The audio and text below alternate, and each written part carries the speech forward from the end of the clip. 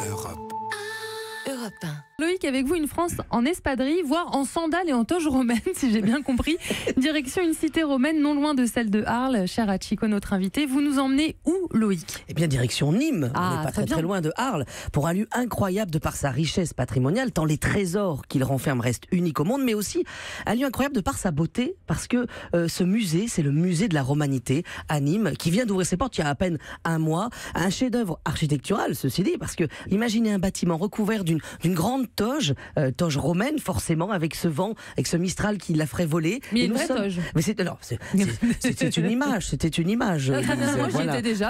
Voilà, c'était ça. C'est exactement ça. Très bien. Voilà, on doit ce bâtiment à Elisabeth de Porzampar, quand même, qui a dessiné ce monument. Et forcément, on ne pouvait pas faire un monument différent, puisque nous sommes quand même face aux arènes de Nîmes. Donc vous avez ces deux magnifiques monuments qui se dressent comme ça en duel. Avec nous pour en parler, Daniel Jamvalade, adjoint au maire chargé des affaires culturelles et qui a porté justement ce projet depuis la naissance.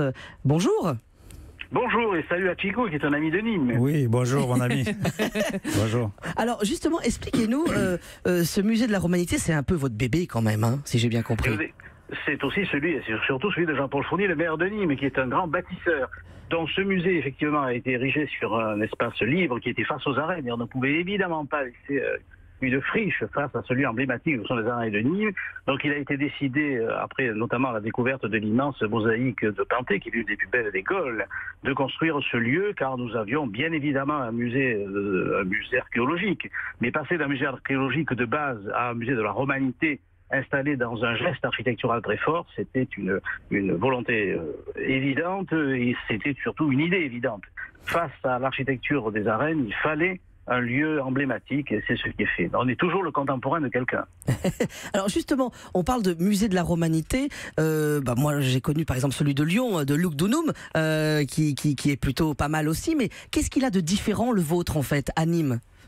Bien, il est face à l'amphithéâtre de Nîmes, qui est l'un des mieux conservés au monde, celui d'Arles, puisque Chico est d'Arles. Je ne vais pas dire des choses qui pourraient le choquer. Donc nous sommes les deux sœurs romaines, le Rhône nous unit, et nos arènes de Nîmes qui vivent toute l'année, qui vivent par des spectacles pyromachiques, par des concerts, il y a une quinzaine de concerts chaque été.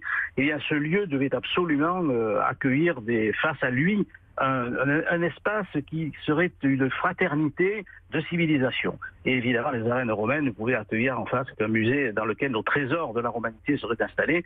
Nous avons des pièces exceptionnelles, depuis les très grandes mosaïques jusqu'à des petites entailles, c'est-à-dire les petits chatons de bagues extrêmement bien gravés, qui sont de pure merveille d'esthétique. Donc il y avait là un lieu obligatoire pour nos collections. Et alors ce qui est assez magique aussi quand on visite le lieu, c'est qu'on se rend compte que finalement la Romanité à Nîmes, elle est de partout en fait, parce qu'on a effectivement les arènes dont on a parlé, mais il y a aussi juste à côté la maison carrée en fait. Jardin de la Fontaine aussi. Oui, les jardins de la Fontaine. Alors, justement, nous avons un concept qui m'est très cher, qui est l'axe latin. Arène, musée de la Romanité, on continue, maison carrée, carré d'art, signé de Normand Foster, musée d'art contemporain.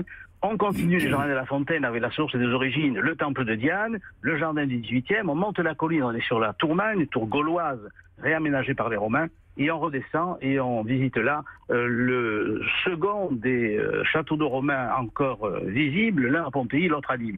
C'est dire que nous sommes une vitrine emblématique de la civilisation romaine.